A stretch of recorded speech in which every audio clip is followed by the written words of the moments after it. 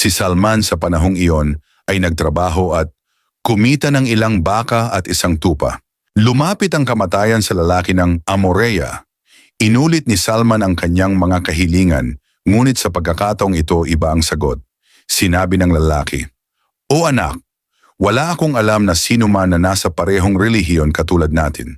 Gayunpaman, isang propeta ang lilitaw sa panahon ng iyong buhay at ang propeta na ito ay nasa parehong relihiyon ni Abraham."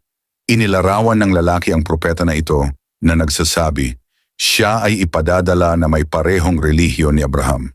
Siya ay magmumula sa lupain ng Arabia at lilipat sa isang lugar na matatagpuan sa pagitan ng dalawang lupain na puno ng itim na bato na para bang sinunog ng apoy.